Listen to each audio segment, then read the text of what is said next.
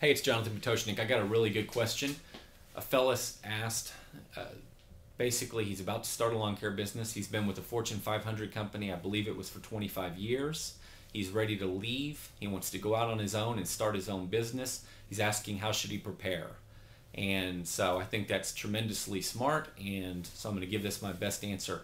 I'm also going to say that there's really too many details here because there's some legal preparation and some things of that sort that need to be addressed. So I'm going to put a blog post up on the website, and in case you're no telling when you're going to be watching this video, so that blog post is going to post somewhere around the 1st of September of 2009.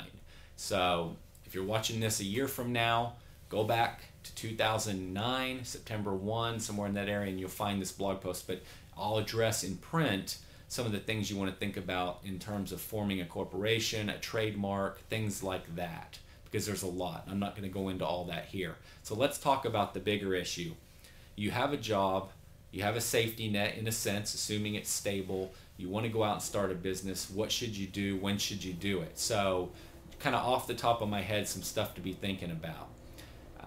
Where do you live? Okay, what part of the country are you in? That's going to depend when the season starts. So, for example, most guys that start out that don't have money start out in the residential market. The equipment's far more affordable. In a sense, it's easier to get clients. I don't know if that's completely true, but there's less barrier of entry. It's just so much easier to get in the business, so much cheaper. And so most guys start out in residential. It's a good strategy.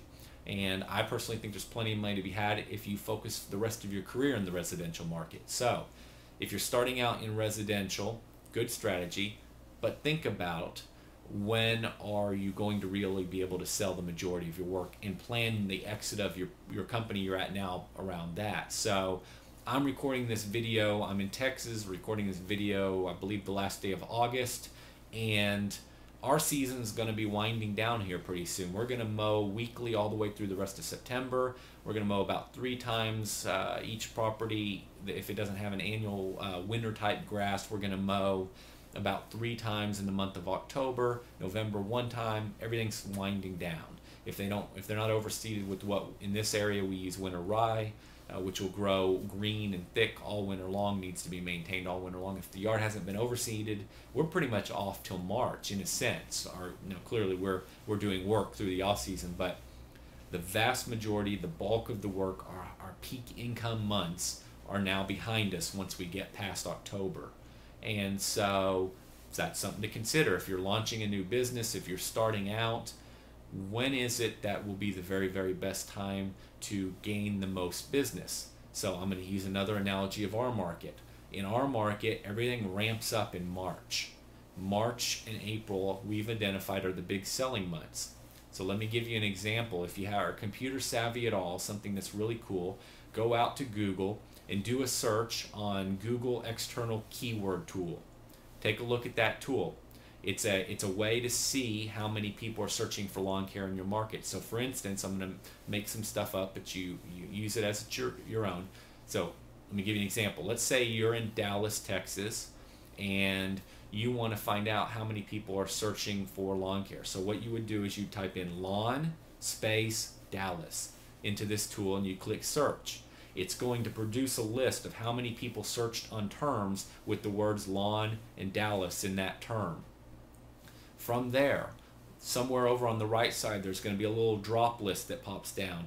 And I don't recall the terminology, but you can see trends. Select trends. What's going to happen now is you're going to see everybody that searched for lawn care, Dallas, Texas, lawn service, Dallas, Texas, and to the right of that, you're going to see a little series of, basically a little series of blocks. It's a chart, and there's going to be 12 little rows, 12 blocks, and they're going to chart the search volume by month.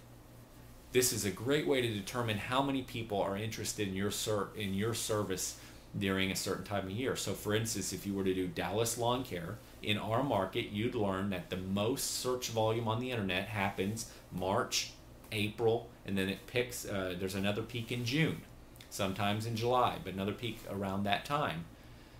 Those are clearly the time when everybody's sitting in front of their computer typing and looking for service. That's the time of the biggest need. If you were getting an irrigation, you would do the exact same thing. Pick a big market. If you're in a small little town, don't use your little town. Use the biggest, closest, biggest suburb. So, if you're in Illinois, Chicago, or if you're in St. Louis, something of the sort. Use a big city, Tampa, Florida, Orlando, Florida, because there's going to be the most searches in that city. You can start to get a feel for trends. If you're in irrigation, how many people search for irrigation, and in what months? What months have the most searches? So here's the point.